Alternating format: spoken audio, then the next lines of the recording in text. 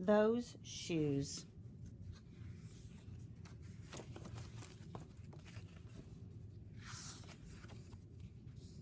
I have dreams about those shoes. Black high tops, 2 white stripes.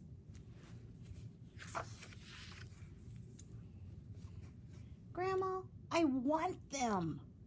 There's no room for want around here, just need, Grandma says. And what you need are new boots for winter. Brandon T comes to school in those shoes. He says he's the fastest runner now, not me. I was always the fastest before those shoes came along. Nate comes to school in those shoes.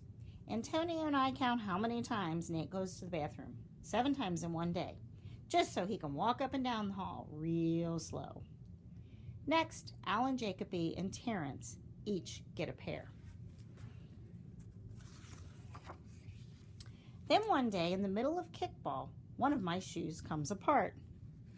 Looks like you could use a new pair, Jeremy, Mr. Alfrey, the guidance counselor, says. He brings out a box of shoes and other stuff he has for kids who need things. He helps me find the only shoes that are my size. Velcro, like the ones my little cousin Marshall wears. They have an animal on them from a cartoon I don't think any kid ever watched. When I come back to the classroom, Alan Jacoby takes one look at my Mr. Alfrey shoes and laughs. So do Terrence, Brandon T, and everyone else. The only kid not laughing is Antonio Parker. At home, Grandma says, "How kind of Mr. Alfrey." I nod and turn my back.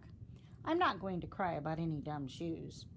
But when I'm writing my spelling words later, every word looks like the word shoes. And my pencil grip is so tight on my pencil that I think it might bust. On Saturday, Grandma says, "Let's check out those shoes you're wanting so much. I've got a little bit of money set aside. Might be enough. You never know." At the shoe store, Grandma turns those shoes over so she can check the price. When she sees it, she sits down heavy. "Maybe they wrote it down wrong," I say. Grandma shakes her head. Then I remember the thrift shops. What if there's a rich kid who outgrew his or got 2 pairs for Christmas and had to give one of them away? We ride the bus to the first thrift stop. Black cowboy boots, pink slippers, sandals, high heels. Every kind of shoes except the ones I want. We ride the bus to the second thrift shop.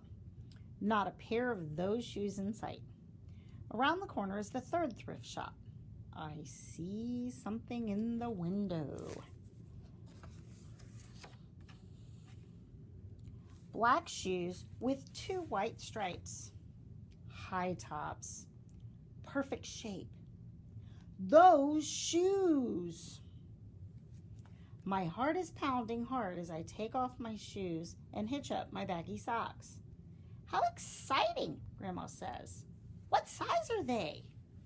I shove my foot into the first shoe, curling my toes to get my heel in.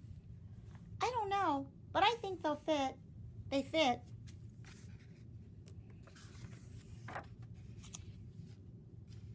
Grandma kneels on the floor and feels for my toes at the end of the shoe. "Oh, Jeremy," she says, "I can't spend good money on shoes that don't fit." I pull the other shoe on and try to walk around. "They're okay," I say, holding my breath and praying that my toes will fall off right then and there. But my toes don't fall off. I buy them anyway with my own money and squeeze them on and limp to the bus stop.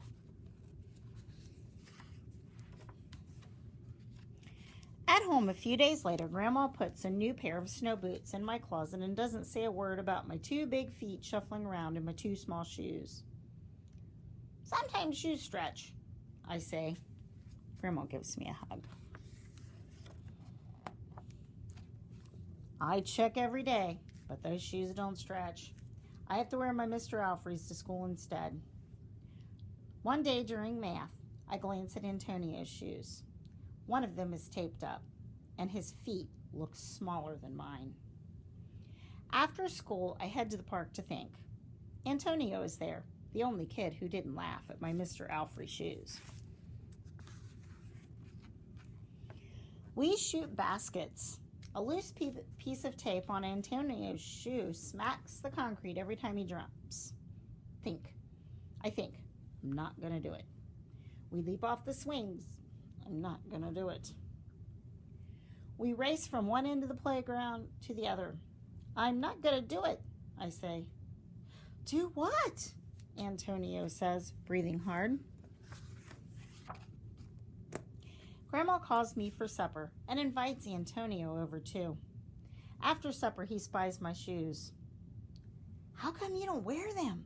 Antonio asks. I shrug. My hands are sweaty. I can feel him wishing those shoes were his. That night, I am awake for a long time thinking about Antonio. When morning comes, I try on my shoes one last time. Before I can change my mind, the shoes are in my coat. Snow is beginning to fall as I run across the street to Antonio's apartment. I put the shoes in front of his door, push the doorbell, and run.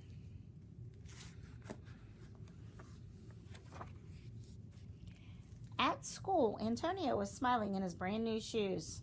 I feel happy when I look at his face and mad when I look at my Mr. Alfrey shoes. But later, when it's time for recess, something happens. Everywhere there is snow. Leave your shoes in the hall and change into your boots, the teacher announces. Leave your shoes in the hall. It's then I remember what I have in my backpack. New boots. New black boots that no kid has ever worn before. Standing in line to go to recess, Antonio leans forward and says, "Thanks." I smile and give him a nudge. Let's race!